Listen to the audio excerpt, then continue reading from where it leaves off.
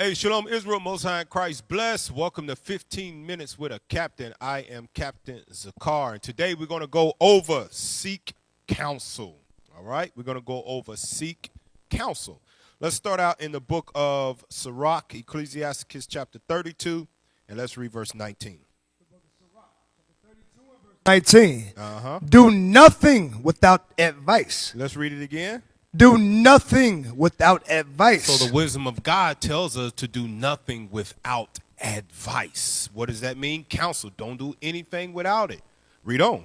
And when thou hast once done, repent not. Because that advice that you are getting, it should be godly. It should be wisdom. It should be from an aged man or a woman that has experience in what you are asking them about. So God already lets us know, do nothing without advice. And once you get that advice, move in confidence, move in faith, all right? That is the right counsel from the Lord. Let's go to Sirach chapter 37, and let's read verse 16. So get as much counsel as you can. Sirach 37, 16. It's the book of Sirach, chapter 37 and verse 16. Let reason go before every enterprise. See how God repeats himself. Let reason. Now he says, let reason go before every enterprise. Think upon the things before you make certain decisions, all right? Let reason go before every enterprise. Read on. And counsel before every action. Let counsel go before every action. Why? Because as we are reasoning, thinking upon things of what we should do, how we should move in our life, we can oftentimes cloud ourselves with too many thoughts, and then we'll be stuck at a standstill, not knowing which way to go. So God says, let reason go before every enterprise, but counsel within that as well. Give me that in Wisdom of Solomon, chapter 9 and verse 4. It's going to tell you why we need to let reason or counsel before every action. Read that for him. It's the book of Wisdom of Solomon, chapter 9, verse 14. For the thoughts of mortal men are miserable. We have many, many thoughts upon us in our minds with the everyday actions that we have, especially being in Babylon the Great, where life is fast. It's everything's about money. We're oftentimes overworked and underpaid. So it's many thoughts that are in our mind, and oftentimes they are miserable, God says. Read on. And our devices are but uncertain. For the corruptible body presseth down the soul. That's what happens, the corruptible body, whether you can have an ache in your knees and your ankles and your back, whatever it may be, those things affect your thoughts. Those affect your mood. A lot of times a lot of people can attest to this, that you may be feeling a certain way. Why? Because your body is pressing down upon your soul. You feel a certain way, which causes your thoughts to be a certain way as well. Verse 15. For the corruptible body presseth down the soul, and the earthly tabernacle weigheth down the mind, that museth upon many things. God says we muse upon many things. Our mind is racing at all times. With all the influx of media that we have, we are bombarded with advertisements, the things we see out here in the world. Our mind muses upon those many things because it helps make sense of what we should do, what we should avoid. It's mapping out road maps as we are going, traveling throughout the day. Our mind muses upon many things. Read verse 16. Now watch this. Read. And hardly do we guess aright. With all of those thoughts going on in our mind, God says, hardly do we guess aright. Definitely we need to seek counsel because of all the things that are going on in our life. Hardly do we make the right decision when the right decision needs to be made. Read that again. And hardly do we guess aright at things that are upon earth. Read. And with labor do we find the things that are before us. But the things that are in heaven, who has searched out? Let's go to 37 and 14 now. Sirach 37, and let's read verse 14 about we dealing with that mind again and why we need to seek counsel. Let's read that. It's the book of Sirach, chapter 37, verse 14. For a man's mind is sometime want to tell him more than 7 watchmen. That's why God says he wants us to counsel, because our mind is racist with many thoughts, and sometimes it'll tell you more than what 7 people already know, and your mind's telling you you know best. No, God says you need to counsel because your mind can race and tell you more than 7 other people that have experience already. Read on. For a man's mind is sometimes want to tell him more than 7 watchmen that sit above in a high tower. You need to counsel because your mind will tell you that you know more than people that already walked that path before you. The ones that can really help you. You need to counsel so your thoughts don't go astray and lead you down the wrong path when they've already seen it. They know what's waiting if you take that path right there that you think is best for yourself. They already know.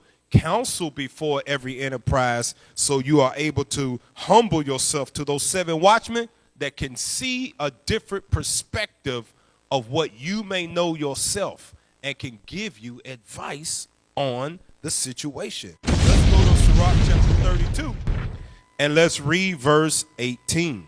This is the book of Sirach, chapter 32 and verse 18. A man of counsel will be considerate. You'll consider those. You'll consider what's being said to you. Doesn't mean you have to, every time somebody counsels with you, have to do exactly and everything they say. No, but a man of counsel will be considerate of those things because he knows that this is what God tells me to do. Seek counsel. Let reason go before every enterprise. Read on. But a strange and proud man is not daunted with fear. Even when of himself he have done without counsel. So a man without wisdom, he ain't daunted with no fear. He doesn't care to seek counsel because he doesn't care what actually happens. Whatever happens, happens. No, we can't live by those standards when we are walking in the wisdom and the spirit of God. We can't do those things. We have to obey God. We have to be considerate and counsel. Let's go to Proverbs chapter 1 and let's read verse 5. It's the book of Proverbs, chapter 1 and verse 5. A wise man will hear and will increase learning, and a man of understanding shall attain unto wise counsel. Let's read that again for the people. A wise man will hear and will increase learning. Because that's what happens in counsel. You increase your learning because there's some things that you might not have known. There's some avenues that you might not have thought of to use in this situation.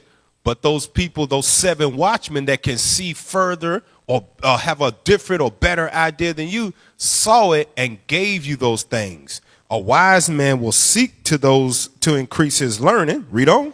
And a man of understanding shall attain unto wise counsel. You know what attaining to wise counsel shows God? It shows God that you humble. It shows God that you have a level of wisdom that he can use to order your steps aright, to make sure you get there in the way that you should go, where you won't pick up any spirits, you won't get any disappointments or things of that nature because you walk down the wrong path. God said, this man got wise. He's wise. He sought out counsel. I'm going to make sure I'm going to order their steps aright so that they get to the destination that he sees fit best for us.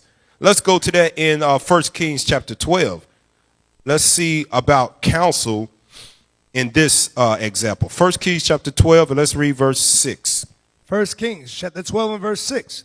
And King Rehoboam consulted with the old men that stood before Solomon his father while he yet lived, and said, how do you advise that I may answer this people? Now this is a young man speaking with aged man, which should be done. Seek counsel from aged man. Read on. And they spake unto him, saying, if thou wilt be a servant unto this people this day, and will serve them, and answer them, and speak good words to them, then they will be thy servants forever. That was excellent counsel from aged man, from wise aged man. They gave this young man excellent counsel. Let's read what the young man did, though. Verse 8.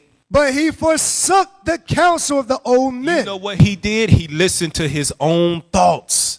He let the 7 watchmen that told him this is how you should roll, he pushed that to the side. He cast it behind his back, and he forsook the counsel of the old man and did what? Read on. Which they had given him, and consulted with the young men. It's never wise to consult with young men that don't have experience in something that you are seeking counsel on. it's wise to seek counsel above. And when I say young man, I'm not talking about just in age and things of that nature. I'm speaking about the wisdom, the understanding, the longevity, the experience that they have in this truth. I'm speaking about those, okay? So don't get it misunderstood that just because they're maybe younger in the truth, they may not know anything. I'm not speaking about the age. I'm talking about the wisdom that comes after being reborn. It's not wise to seek to reject age counsel and seek young man's counsel because they're your friends. Read that again, verse 8. But he forsook the counsel of the old men, which they had given him, and consulted with the young men that were grown up with him. When it comes to seeking counsel, friend-ish goes out the window. You need to do what is best for your walk in this truth, for your life with God. Read on. And which stood before him. All right, let's go back to Sirach. Let's read 37 and verse 7 now. Sirach 37, verse 7. It's the book of Sirach, chapter 37 and verse 7.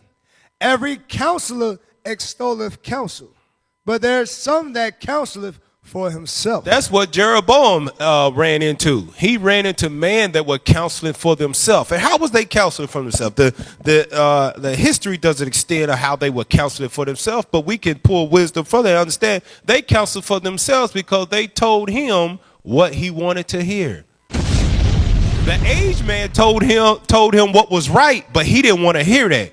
The young man told him what he wanted to hear, but wasn't right for him. What did God say in verse 7 again? Every counselor extolleth counsel, but there is some that counseleth for himself. You have to beware when you're counseling if this person is actually counseling for themselves, whether it's just to set you up or whether it's just to tell you what you hear so they can remain friends with you. Read on. Beware of a counselor, And know before what need he hath, for he will counsel for himself, lest he cast the lot upon thee. Read on. And say unto thee, thy way is good. And afterward he stand on the other side to see what shall befall thee. So beware of who you counsel with, because every counselor doesn't have your best interest. They may want to see you fall. They may just want to be in your good graces and tell you whatever you want to hear. Now, you have enough wisdom to know if someone is you counseling with told you just what you wanted to hear, or if it was the right counsel. Now, you have to make the decision if you want to listen to something that somebody told you just because you know you wanted to hear it, or if they had your best interest at heart and told you what was the right counsel. That's on you. You have to decide that. Read on in verse 10 now. Verse 10.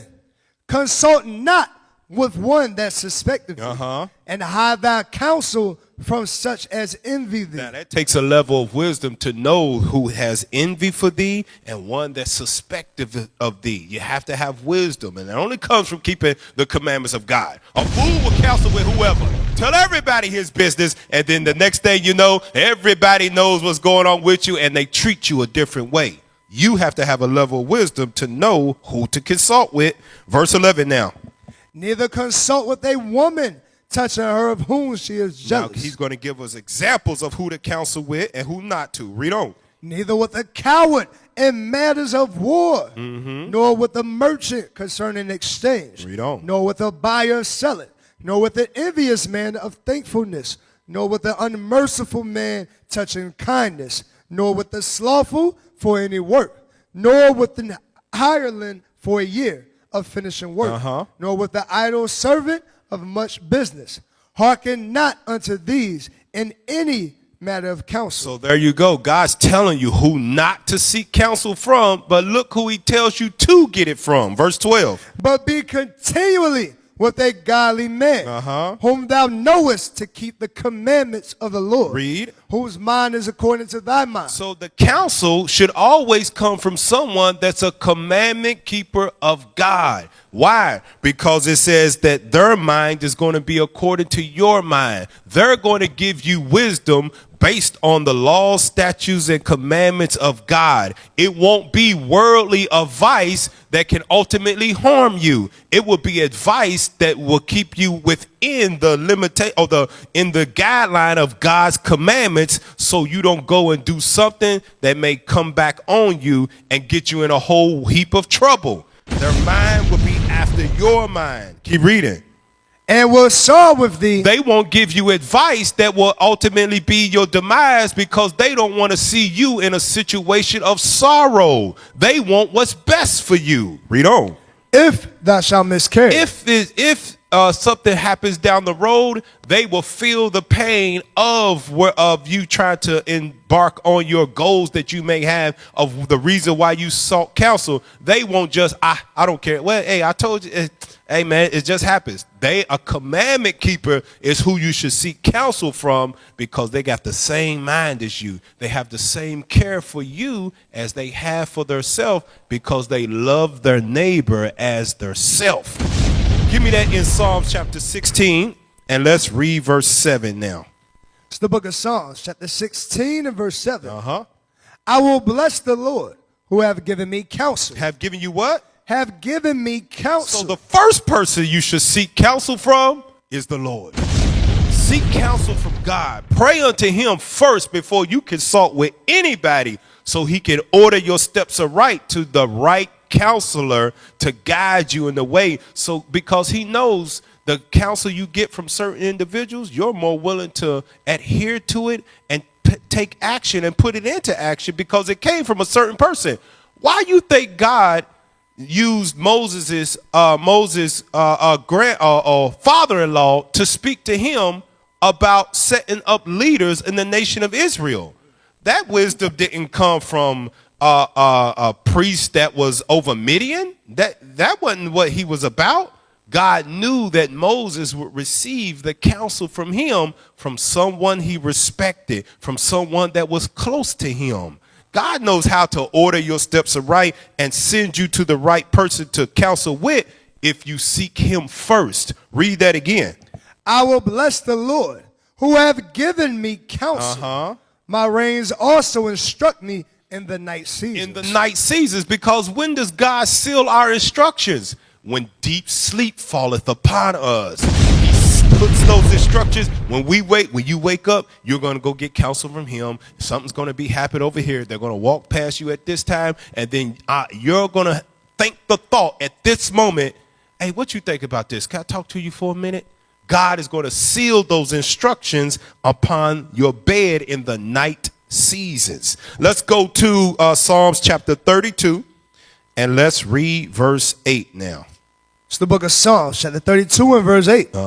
I will instruct thee and teach thee in the way which thou shalt go. You see what God said he's going to do? God said, I will instruct thee and teach thee in the way which thou shalt go. He'll lead you to the right counselor if you seek him first. Read that again. I will instruct thee and teach thee in the way which thou shalt go. I will guide thee with mine eye. God, when you seek counsel, God said, I will guide thee with mine eye. That means he's watching over you when you seek counsel. All right. So that's been my time here on 15 Minutes with a Captain. I'm Captain Zakar. With that, I say shalom. What is the nation?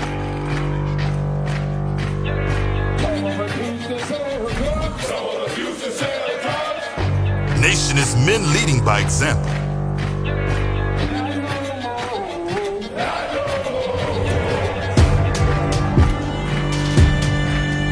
Nation is family.